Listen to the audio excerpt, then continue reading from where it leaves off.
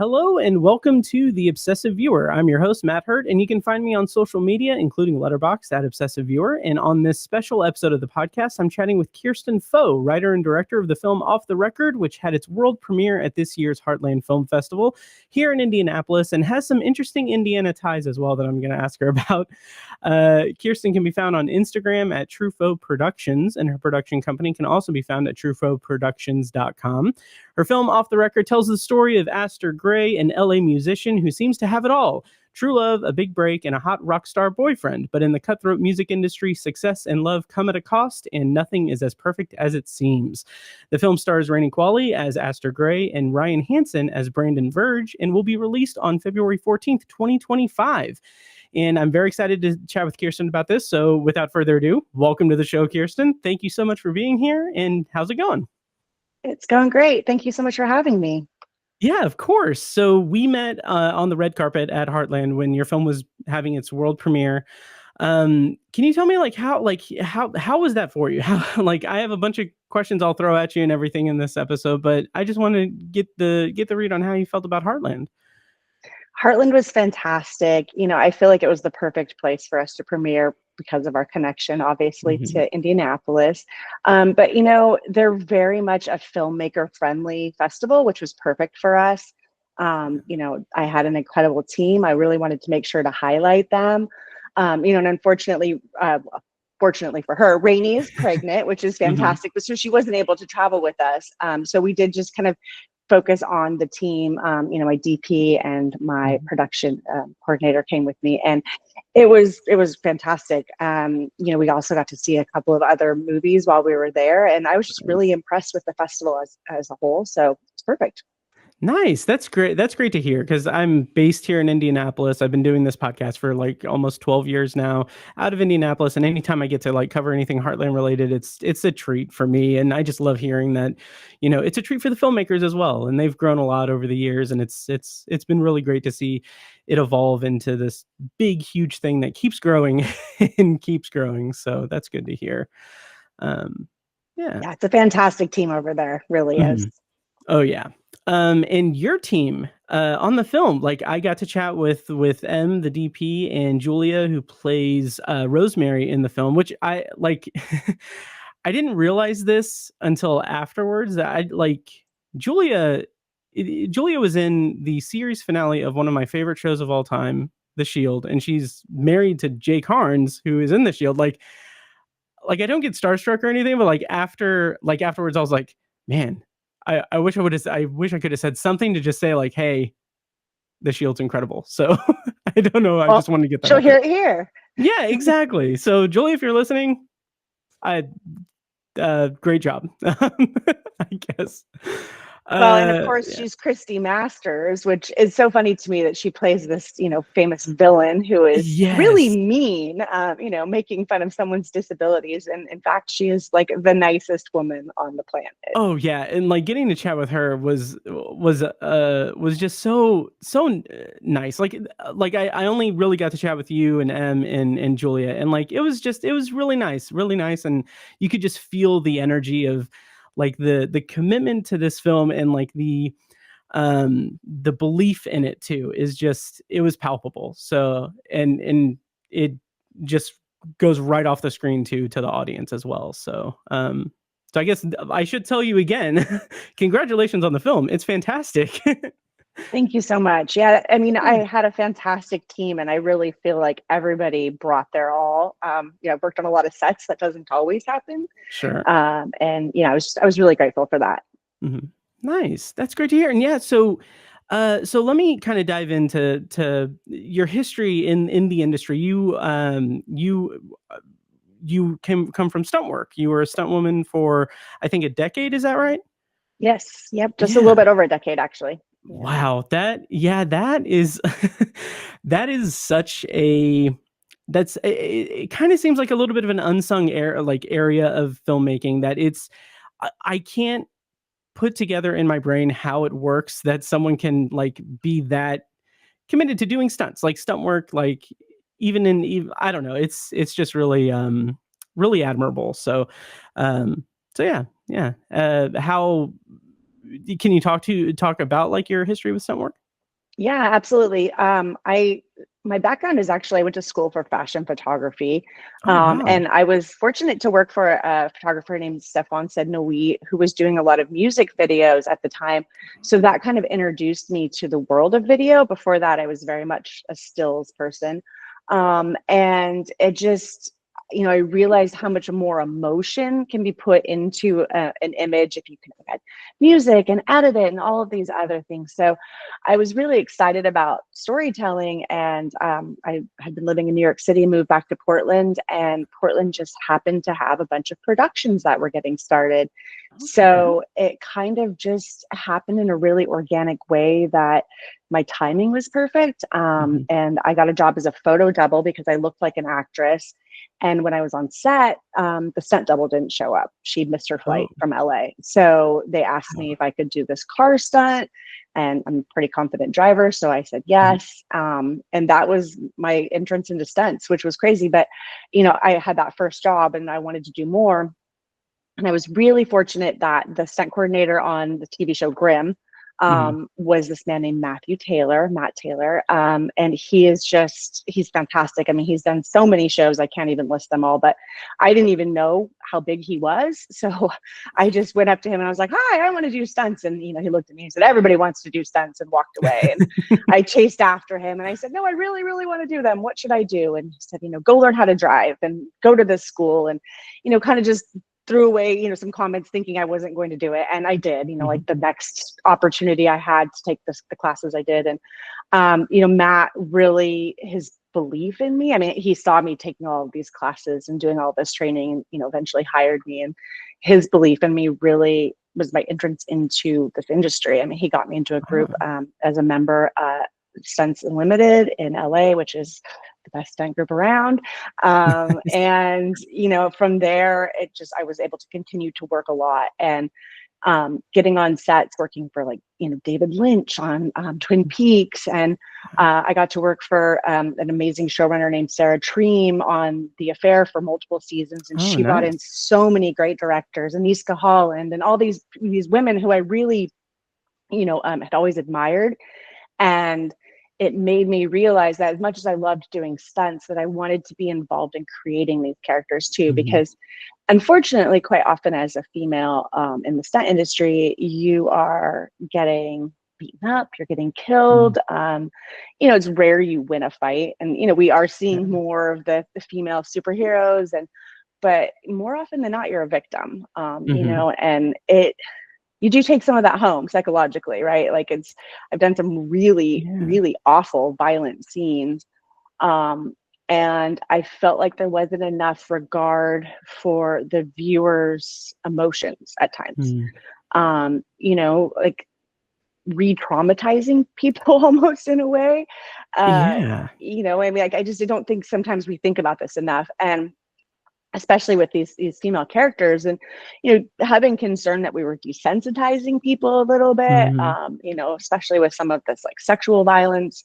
I actually was on a show and they requested that we do a beautiful rape scene because Game of Thrones had been very successful with theirs. And those type of conversations, having to sit in these production meetings and listen to typically men having these conversations about how to make a rape scene look beautiful, it made me realize that I wanted to have more power in creating the characters. I mean, I think storytelling is so powerful because, we're seeing all of these people doing things. And if we see someone who looks like us doing something, sometimes it's this reminder of oh, I could do that. I could be that person too, that person that looks like me that's doing this thing.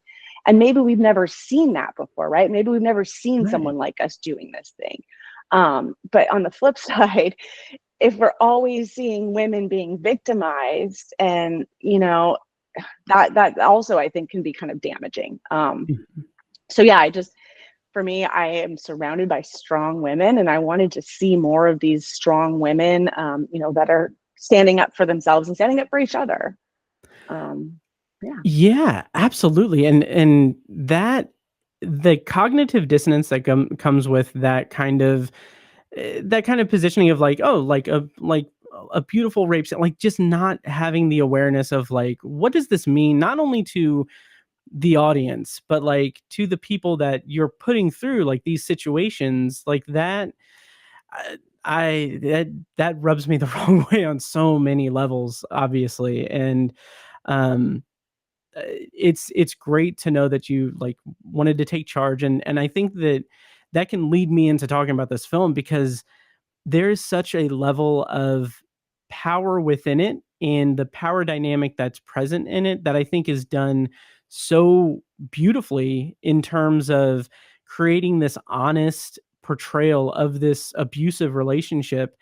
And I know in like the Q&A at the screening, you had talked about how a lot of the dialogue came from a place of honesty. And first and foremost, I think the dialogue is just incredible. Absolutely. Like the pinpointed nature of it, where like this is a story about an abusive relationship, and the abuser in this situation is an unforgivable, like he is this person that is a monster, but he's not portrayed as like an over the top monster. He is like that monstrosity within it is baked in so well in the dialogue that I think that one of the biggest strengths of it is that we as the audience recognize all of these like red flags, but the kind of, this is going to probably sound a little hokey, and I don't know if the metaphor really tracks, but like the thing I kept thinking was like sometimes like the reddest flags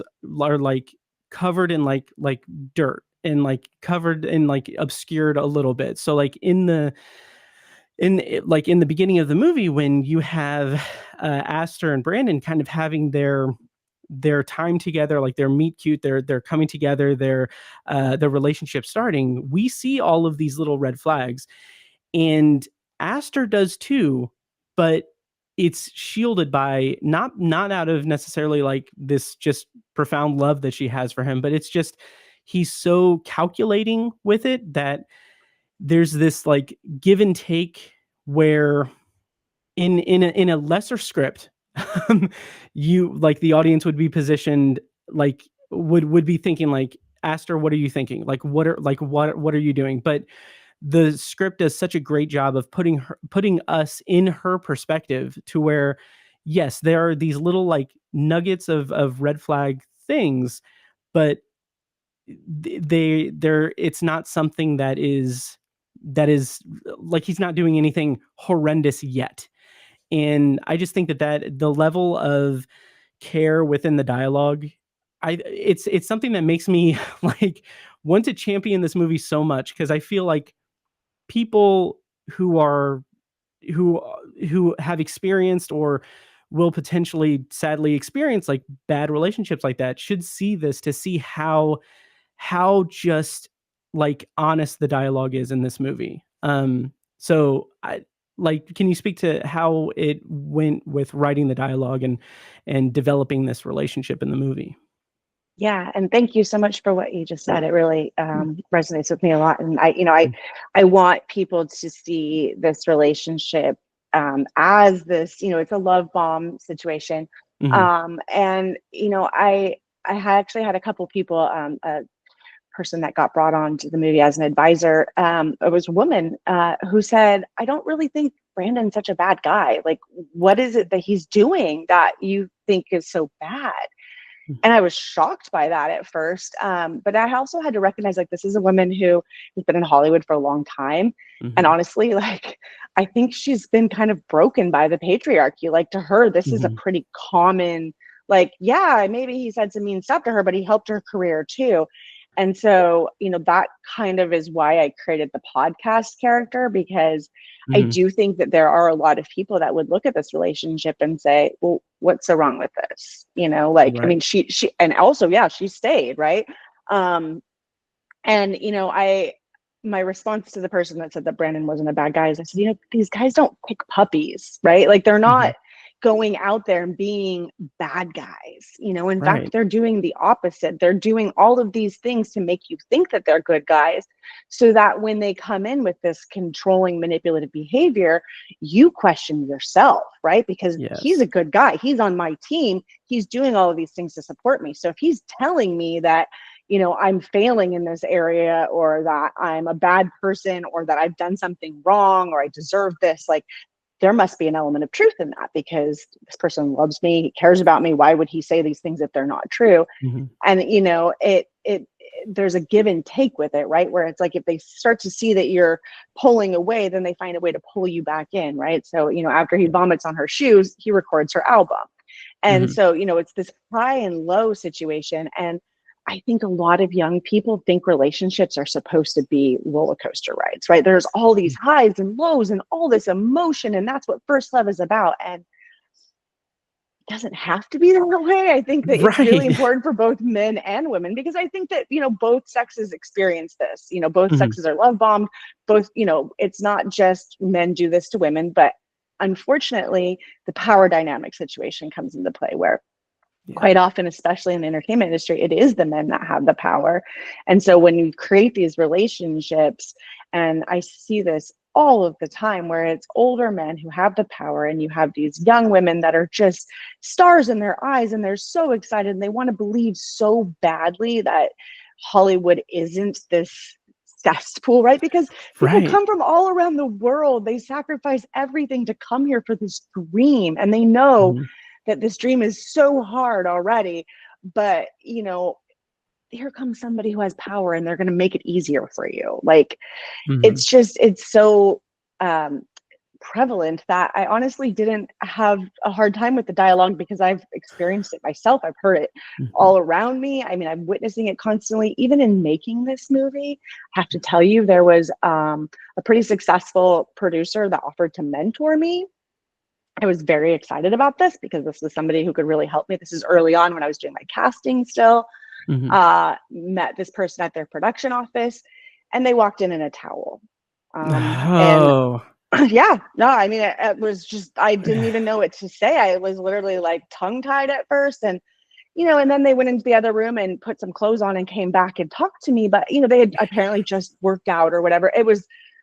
It felt very much to me like we were just kind of putting the power dynamics right out on the open, right? Like, he felt like he had so much power that even though everything that's happened in Hollywood, he could still walk into a meeting and he knew what the movie was about, right? Like, it was, so, I mean, I put it in the movie. I mean, the scene where Brandon's holding the towel and he drops it. Luckily, this person did not drop it, but it was just that, I mean, Astor's reaction, and that it was my reaction, where it was like, literally didn't even know what to say. And then, of course, in the car on the way home, I had all of these witty comebacks, these things I should have said, right? But in that moment, I didn't say anything other than, I think maybe you should put some clothes on. Like, and I said it in a way where, like, I was almost like apologetic, because like, I'm bothered that you're not wearing clothes. And it was just, I was really mad at myself, but it was also just this really good reminder that, you think you're strong and you think you're prepared for these situations. And then something like this happens and you're just like, what, really? Right? And so, I mean, a lot of Astor's, reactions and experiences are based on real life, unfortunately. Yeah, that is incredibly unfortunate. And especially, like you said, like now, like, kind of, I don't want to say post Me Too, but like after, the industry has gone through like the Me Too movement and everything, like, I feel like there's this level of conversation surrounding it was like, well, now, like, all of the bad stuff is out, so like everything's good now. It's like, that's not the case. It is ingrained in it, like, that it's stuff that needs to be, pointed out and needs to be, addressed forever. Because it's like situations like that's appalling, and that's clear. Like, it feels like that is definitely like that power dynamic thing, like showing like, oh, I have the power in this meeting. And like, had like in those situations, like being able to just like catch someone so off guard that they can't, like, it is a situation where you can't in the moment think of the right thing to say, or appropriate thing to say. because you're so shook by it. And then, yeah, you have that after, like the staircase wit thing on the ride home, and like that kind of manipulation tactic, that kind of just gross power thing is just, it's appalling. And I'm glad that you got the team that you did, that from the sound of it, like you were not putting up with any of that kind of BS. So that's really good to hear, and unfortunate that, that kind of thing still exists and is something I that was, happens. yeah, I was lucky in the fact that this was just someone who was offering to come in and mentor me. This wasn't Sure. somebody who I had to work with. This wasn't a Mhm. studio head or someone on my project that, it was a choice of like, well, I either work with this person or I don't make my movie. But unfortunately, that happens all the time, right? Where people are put in these positions where the people with the power are doing inappropriate things, and they recognize, if I speak out, I'm going to lose my chance. And I think there's also this hope that like you're going to get to this level where it's not going to happen anymore, right? Like, okay, well, they're only doing this to me because I don't have a big name, but if I have a bigger name, then they won't do this to me. And so you kind of let it happen in the beginning, feeling like I have to go through this to get the power. And I also see this a lot just on set, where you'll have people who are kind of abusive, or just actually abusive, and their explanation for it is, well, I had to go through that. When I came up, people treated me like crap. And so therefore this is like the rite of passage. And it's like, oh, no. Like this is a cycle that needs to be broken, right? Like, absolutely. just because this has always been this way, that is all the more reason to stop it, right? Because it's like, it's gone on long enough. And, I do think there's a lot of people in Hollywood that try to say, oh, we locked up Harvey Weinstein, so the problem is solved. I mean, Harvey Weinstein was literally on trial in Los Angeles the week that this happened to me. And like, I was, got in the car and turned on NPR, and they're like, Harvey Weinstein is in court today. And it was that reminder, like, this person didn't forget that happened to Harvey Weinstein. Yeah. They absolutely knew, but they had no fear in doing this still.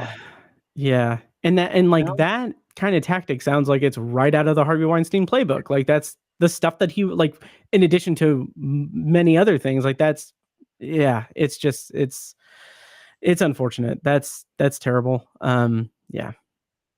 Yeah. And I will say I've shared my experience with some people, and there are a lot of other people that have had similar experiences with this person. And it's just one of those things where, I think we need a big overhaul. Yeah. A big overhaul of power in Hollywood and in the music industry. I mean, both of these industries. So I say Hollywood, but when I say Hollywood, I mean, it's kind of all encompassing to me, Yeah. arts.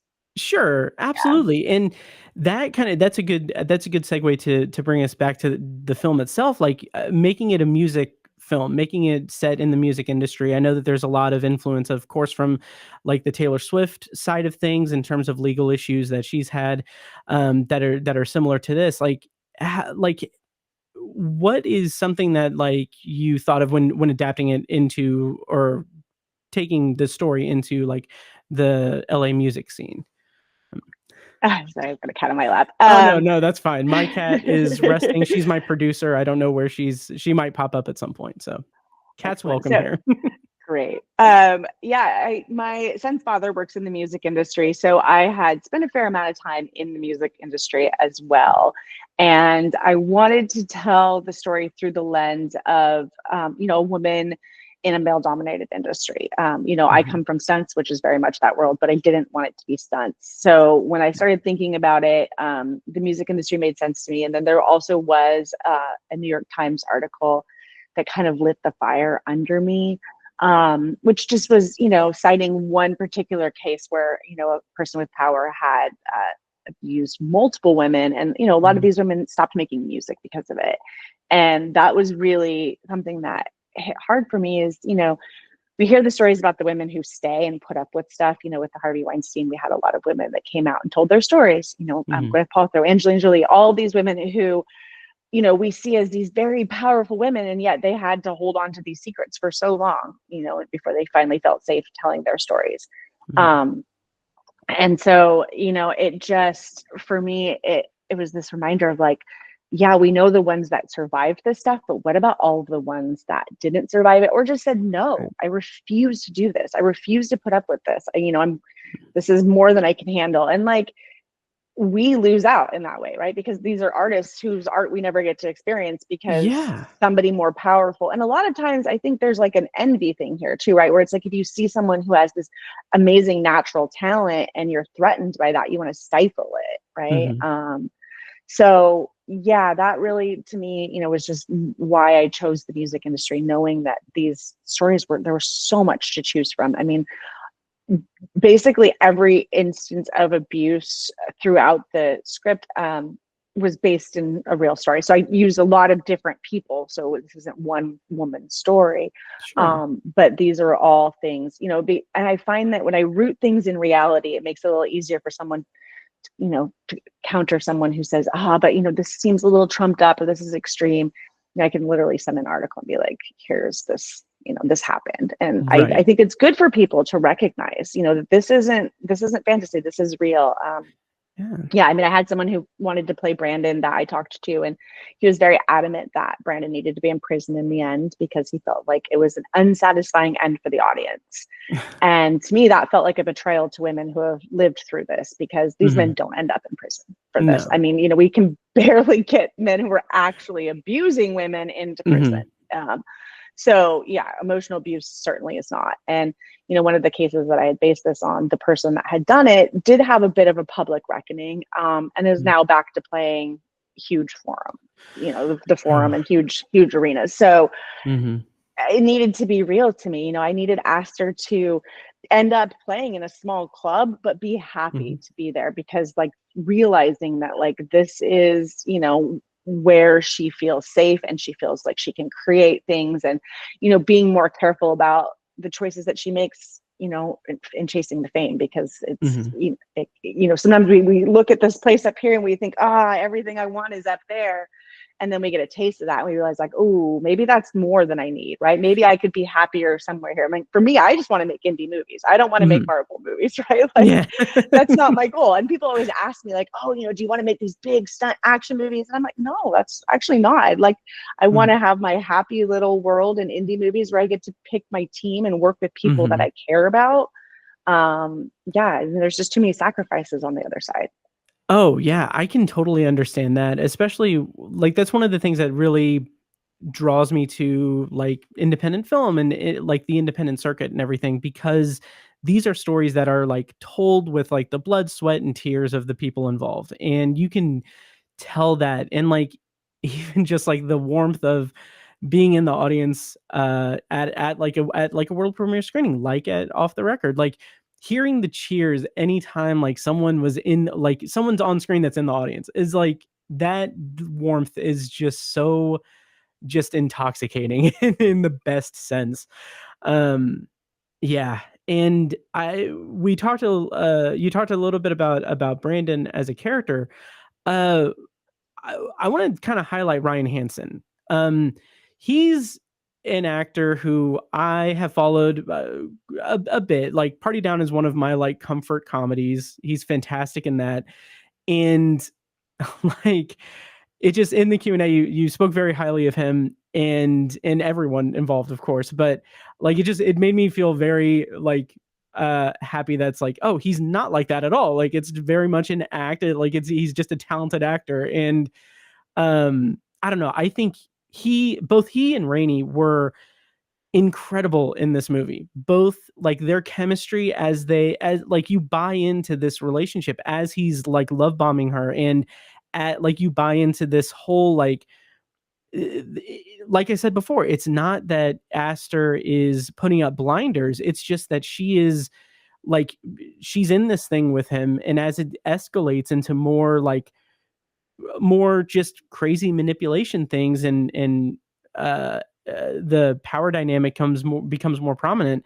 Like, it feels like she's a little stuck there, and eventually, I do want to talk about, like, I don't know how much I want to spoil it or anything for people who haven't seen it, but there is a moment toward the end, like it's like Astor's like big moment. She does a thing. I don't want to spoil it because it is it's a fantastic like laugh line, because it's out of nowhere, really, where she does something to him as he's berating her in the hallway.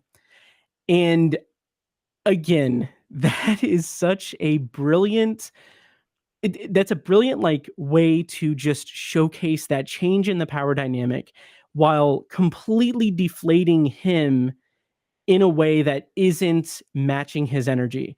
And I think that moment is one of many moments where I'm like, people need to see this movie, because they need to see what it's like to like the best way to just completely disengage from someone who is like being emotionally manipulative and abusive to them. Because it's sad that the easiest thing in the world is to match someone's energy when they are completely just like going nuts and crazy and screaming at you. But to do what she did is like just like the perfect way to just not give him the satisfaction, and to just like not even level the playing field, but just like take back that power. So again, just incredible work. I love that scene so much. I do too. I'm glad you do.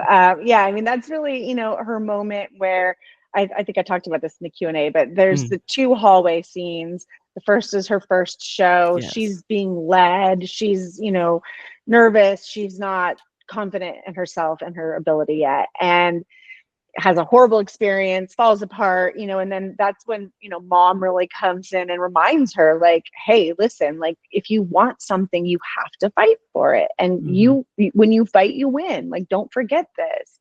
And, that's her all is lost moment. And I think she kind of recognizes, like, I'm at the bottom right now, and I've only got up, I can only go up here. And, also reclaims her power. I mean, she goes and does this show, and she remembers that, like, the reason that he brought her into his orbit in the first place is because she's talented.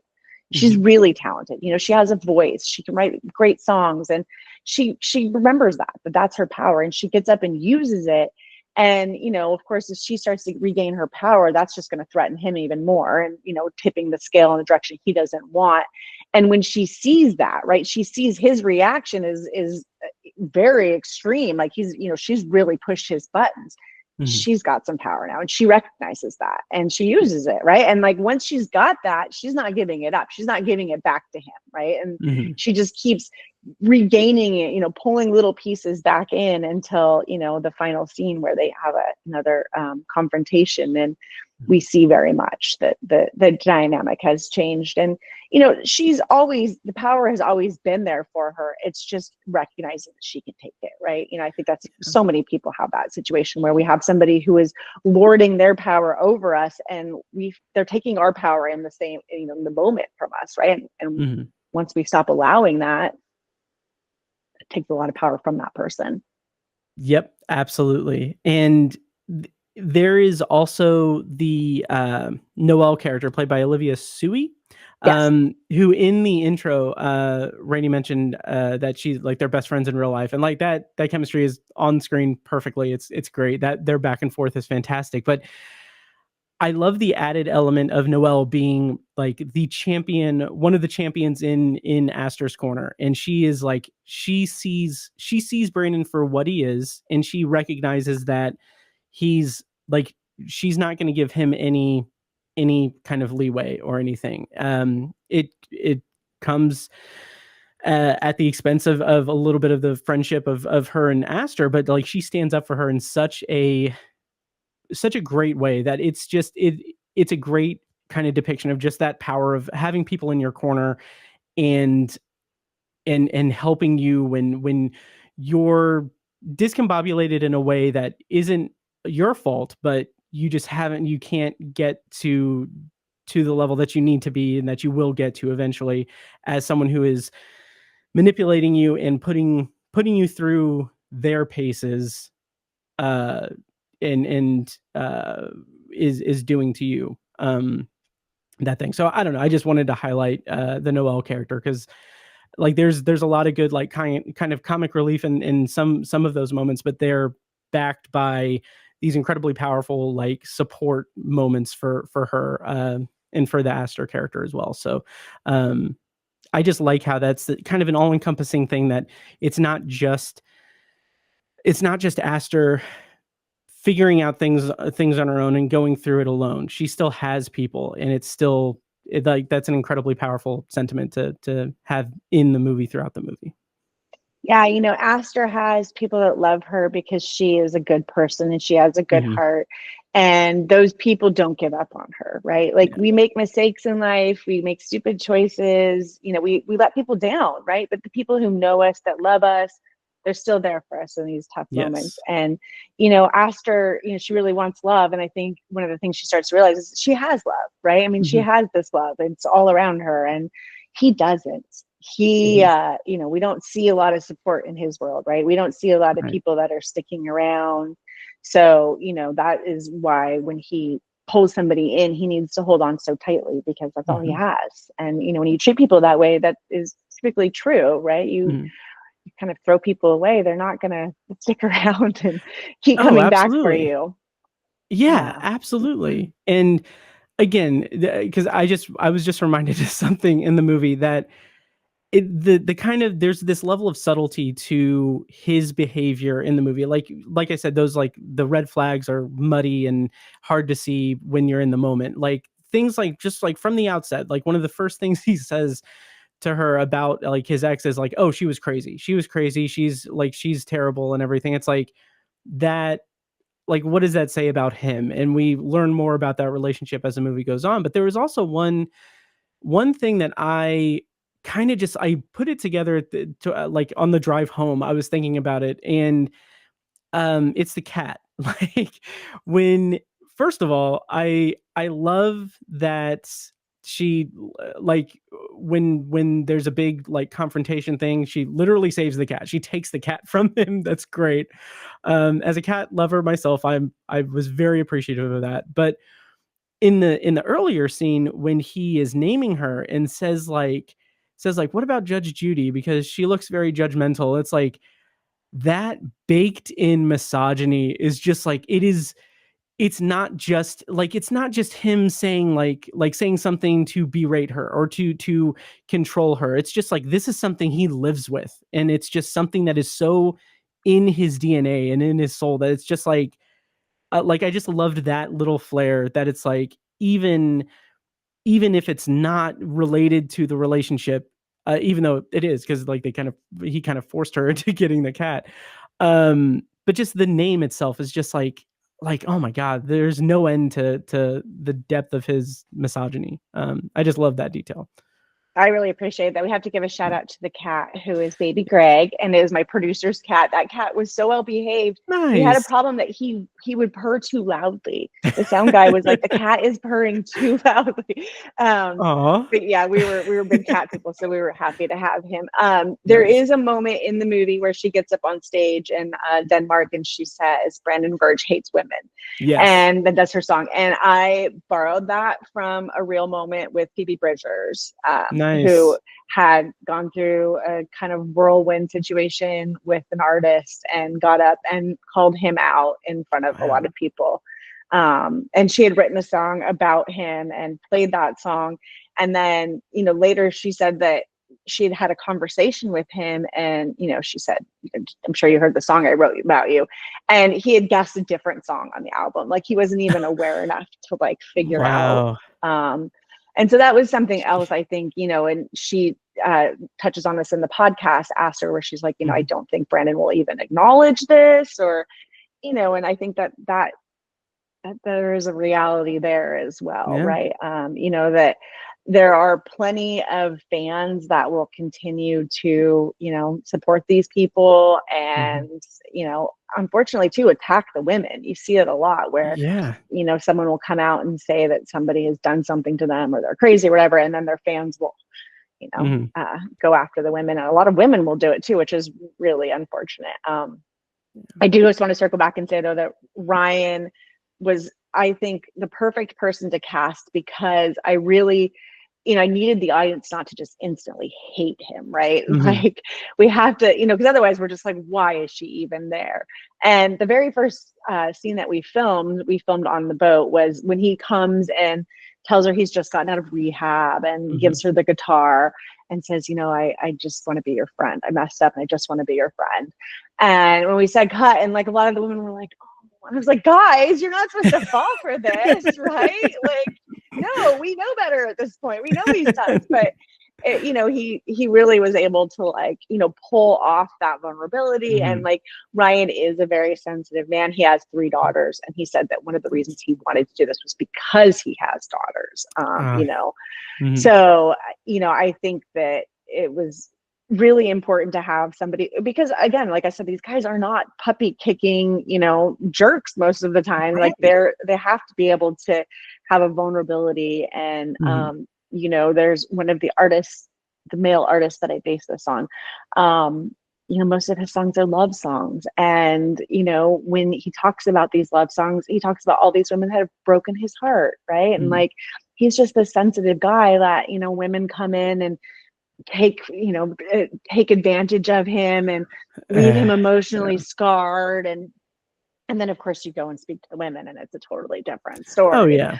But I think a lot of times we hear these men and it's like, oh, so sweet, so sensitive, and it's a little bit easier to dismiss the bad behavior, right? Yeah. It's more of like, oh, that's just an anomaly. He's not normally like that. Like, why would he be behaving like this? It's confusing.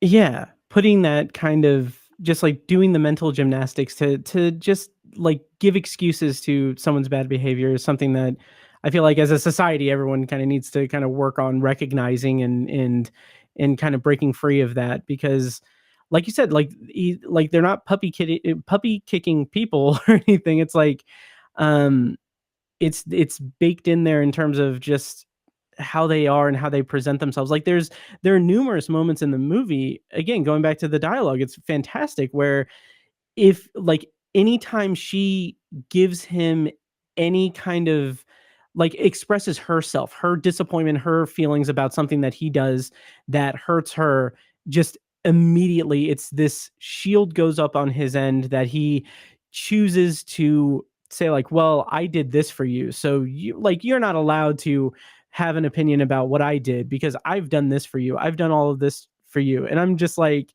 in those moments, it's just like, all right, yeah, no, you're just a bad person. Like, it's so like, there's just such an honesty to the way that those moments are depicted that like, it's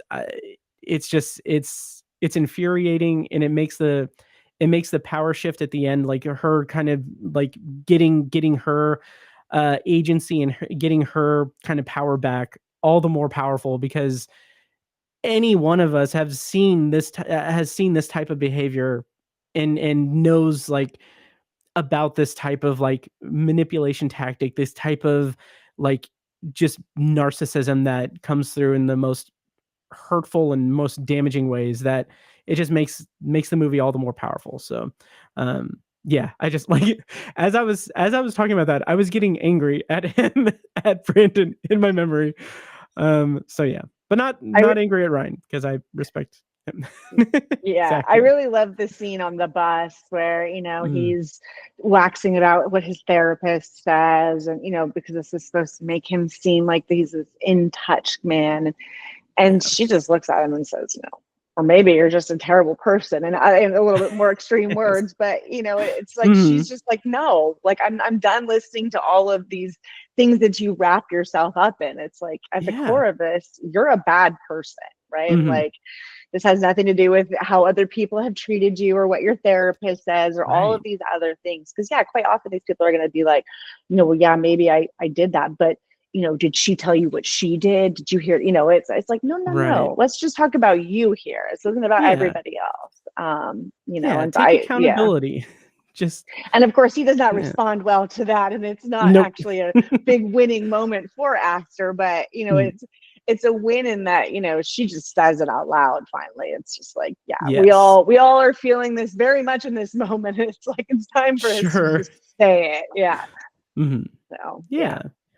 To kind of change gears a little bit, the film is executive produced by Jim Irsay, who owns the Indianapolis Colts, which is like, I'm very curious, how did he get on board on the project, and how, I don't necessarily want to, I don't know if you want to give away like the cameos in it. There are a couple of people in the film that got a big cheer in the audience here in Indianapolis. I'll say that. But how did Jim Irsay get on board, and how did all of that factor into the filmmaking process and everything? So Jim Irsay was an actual like saint, I think, on this project. Yeah, I was introduced to Jim, and he initially just told me how interested he is in movies, and curious about how they're made. He loves movies, just as much as music and football, I would say. Mm-hmm. And so we would have these conversations about film, and me as a stunt woman, and I told him that I wanted to direct and that I had this project, and was able to give it to him. And a couple weeks later went and sat down and had a meeting with them, and talked with his people about it. And the message that really came through to me was that Jim was very interested in supporting the project and really supporting me, as a first-time filmmaker, and that he felt it was just a really the subject matter was important, and he wanted to amplify the message. And so he came in and financed the project entirely, which is a dream as an independent filmmaker, to have someone come in, give you creative control, and pay for it. So he also brought in a couple of great guest stars, which was a fun challenge for me as a writer, because some of these people got brought in kind of last minute. It was like, this person can be here in 3 days, we need to put them in the script. And we already had a shooting schedule for a lot of this stuff, so it's like, okay, well, we have this scene, how do we put this person in this scene, right? So we ended up with some unusual characters, let's say. People are not playing themselves, but had a lot of fun with the characters. And but I mean, Jim let us come in and film at Lucas Oil, and it was great. And then of course he has a cameo, and he did do a little ad-libbing in his cameo. He brought the $10,000 bill, which we didn't know he was going to bring. And that was like actually a very valuable thing. He whips it out on set, and we're all like, whoa. And then his line that we use in the movie about the football team, he ad-libbed that. I was like, wow, that was amazing. We loved it. We're like, that is definitely going in the movie. Nice. That's awesome. So yeah. Nice. I mean, great support from, not just Jim, but the entire Colts organization. I got to give a huge shout out to Jeffrey Gorman, who is one of Jim's right-hand men, who was an executive producer on the movie. And, he really championed it too. But, all the way through, we had, like meetings with people like the lawyers from the Colts, and the guy's like, listen, I'm not used to doing movie deals. I'm doing football deal. Like, Right. So it was a kind of a fun shift for that whole world to jump into movies for a minute. Nice. That's amazing. Yeah, that's amazing. It's good to hear, and especially kind of just it. The Indianapolis ties, the Indiana ties to this film it's great to know that they're good things. Great things. Yeah. I mean, we would love to come back and film in Indiana too. We had a great time filming there. The people were wonderful. In LA, people are kind of tired of film production, so it's fun to go to markets where they don't have it as much, and they're still excited and want to be a part of it. So just great people. Nice. That's great to hear. And I am fully available for background work if you ever come back here to film. So keep me in mind. Podcast host role. Yeah. All right. That would be a dream come true. Maybe not like the podcast host and Off the Record. I would say that. I'll put that in my contract, not to be that one. But yeah, so I know I'm gonna kind of start winding down a little bit, but I do want to talk about Rainey Qualley, because I feel like I know that we've talked a lot about the film and everything, but her performance is everything. Like this movie is so great and so strong, with her at the forefront of it, and her character's like she's fantastic in it. So I just kind of want to ask, like, how did she get on board? How did it come together? And yeah, how did it go with her? Yeah. So, I mean, this was a hard role to cast. It's obviously the whole movie. So we were looking at young women in LA who were also singers, and her name came up very early on. And the first conversation I had with her, I just knew that she was Astor. I mean, she came in completely understanding the script. She also had brought a bunch of songs, right away. Like after the first conversation, she sent me a bunch of songs that she had written. And yeah, I mean, she just, she understood Astor because she has experienced a lot of the, up and coming music industry. In fact, we filmed in Silver Lake Lounge. And the first scene, there's not a lot of people there. And she got up on stage. She's like, "Oh, well, I've actually performed here, and very few people showed up. So this feels very real." So, I mean, for her, it's, this is a world that she's been living in for a while. And, she has certainly encountered her share of predatory mentors.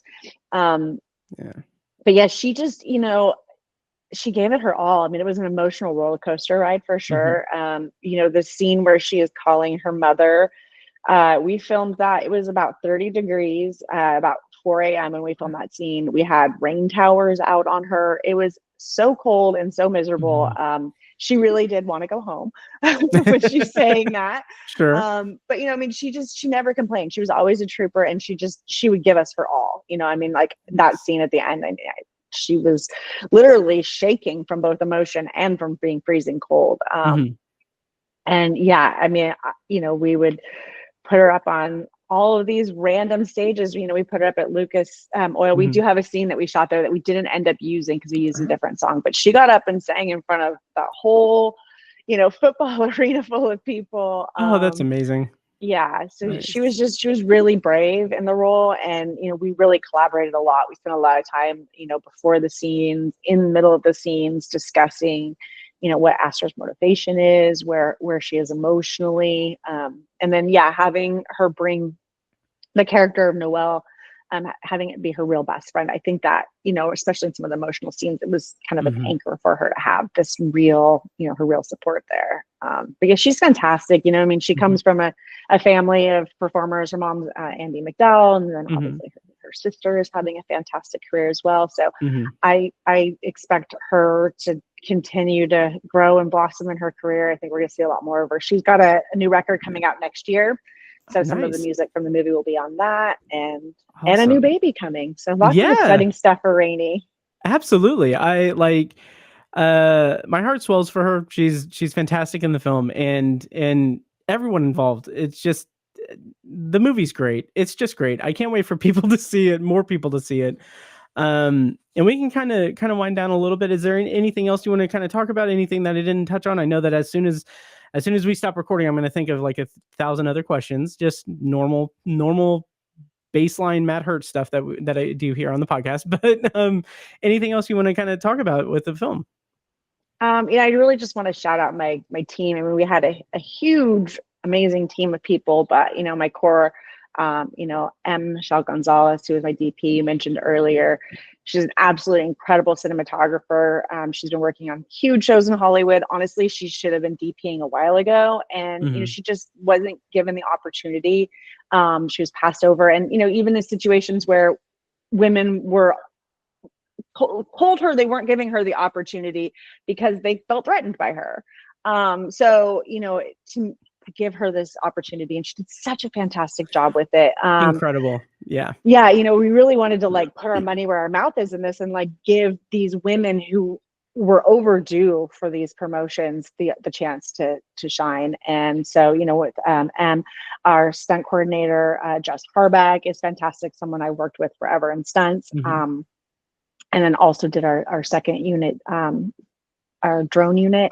And then Eloise Ayala, who created all of these worlds. I mean, from the boat to Brandon's mansion, all of these worlds that we go through, and did a fantastic job. And lastly, Gabe Rodriguez, who was my producing partner. And in the beginning, it was Gabe and I and M and our locations manager, a guy named Clint Jones, who's an old friend of mine. So it was just the four of us, and we were driving out to the Salton Sea and just wandering around out in the desert, trying to envision what it would be like with this full crew of people. And then 4 months later, we were back there with that full crew. So it happened really quickly. I mean, we got the funding in May and we filmed in October. So it was a wild roller coaster ride. But those core people that came in the beginning with that belief and like stayed through the whole thing with that love, and up until the film festival, coming back and supporting it. Like without them, the movie wouldn't exist. So I have to shout them out, definitely. But well, that's great. I love to hear it. It sounds like just such a good kind of just group of people with a great vision, and seeing it through and getting it out to see, for people to see it, and more people to see it in February is just fantastic. I'm super excited for you, and I'm excited to see what you do next and what you all do next, because I was just very taken with this film, and I appreciate you taking the time to chat with me about it as I kind of just ramble on through all of this. This was great. I really appreciate the support for the movie. Thank you so much. Yeah, of course. Yeah. And before we go, can you tell people where they can find you online, like social media or anything else that you got to share? I am not really great with social media, but you did mention Truffaut Productions earlier. So I'm there. And then also I am on Instagram at KFO Show. Nice. And just keep your eye out for the movie, Valentine's Day. And we've got a couple other projects that are coming up soon. And I'm the next project I want to do is a lot more stunt heavy. So nice. I get to dip my toe back into the action world, which I'm excited about. So yeah. Nice. Well, open invitation to come on and chat with me about it. When the time comes, of course. Thank you so much for joining me once again. This has been such a pleasure, and honestly, I can't wait to see the film again when I can. And I wish you all the best, and congratulations on such a great and powerful film that I really want a lot of people to see. Thank you so much. I really appreciate it. Crossing the felt ropes, watching from home on my TV, looking at all my eyes can see. They tell me I view obsessively.